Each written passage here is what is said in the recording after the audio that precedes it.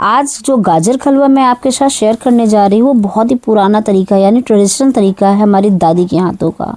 दोस्तों बिना मावा के कम घी के सुपर हेल्दी आज मैंने गाजर का हलवा तैयार किया है। तो गाजर को पहले ऊपर से धीरे धीरे करके करोच लेना है यानी छील लेना है।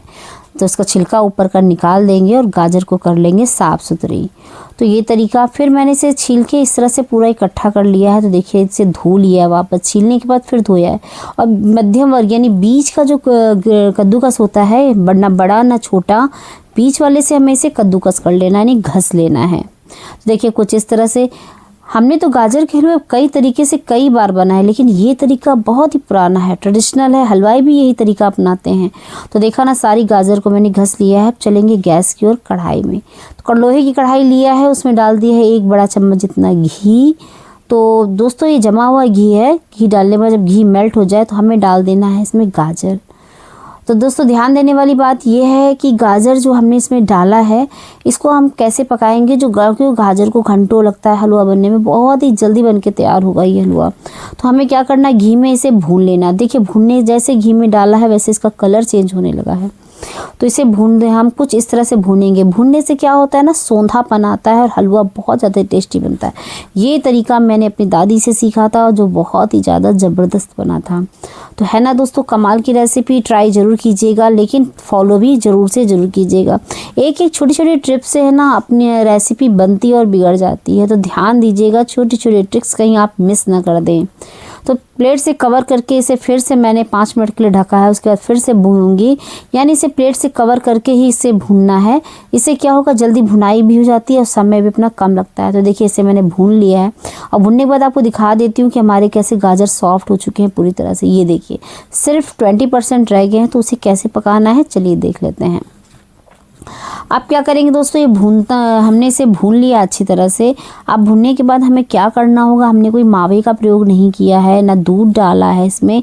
हम इसमें डालने वाले हैं दोस्तों कुछ खास चीज़ यानी रबड़ी। हम इसमें डालेंगे रबड़ी। मैंने 1 लीटर दूध की रबड़ी बनाई थी इसमें डालने के लिए। ना हमें मावा डालना है, ना हमें दूध डालना है, हमें रबड़ी डालनी है। तो रबड़ीदार बना रही हूँ गाजर का हलवा जो बहुत ज़्यादा टेस्टी बन के तैयार होता है, बहुत जल्दी बन के तैयार होता है, झटपट बनने वाली रेसिपी है ये। तो ये देखिए हमने इसे दूध को इसमें डाल के अच्छी तरह से चलाया है। तो ये रहा, देखिए कुछ इस तरह से बना लेना। दोस्तों अगर चैनल पर पहली बार आए सब्सक्राइब जरूर कीजिएगा, बेल आइकन प्रेस करना मत भूलिएगा, जिसमें इसी तरह की लेटेस्ट रेसिपी सबसे पहले आपके पास पहुँचे।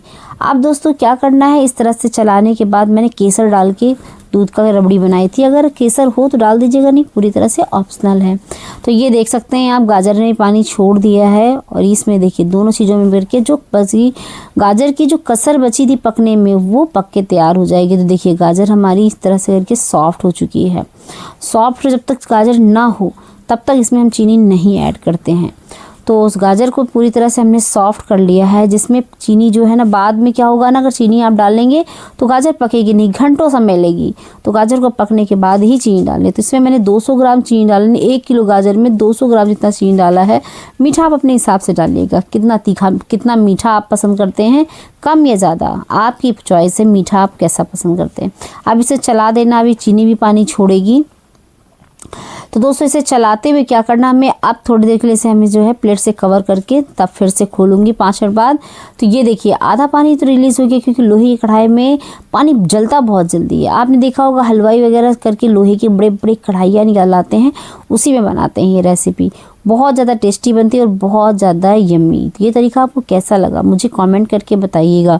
और रेसिपी पसंद आई तो लाइक कीजिएगा, शेयर भी कीजिएगा। तो दोस्तों देख सकते हैं मैं आपको दिखा रही हूँ, चलाते चलाते मैंने इसका सारा दूध चला लिया है और हलवा हो चुका है तैयार। तो 1 छोटे चम्मच जितना वापस से घी डाल दूंगी। इससे क्या होगा कि इसमें शाइनिंग बहुत ज़्यादा अच्छी आती है ऊपर से घी डालने में।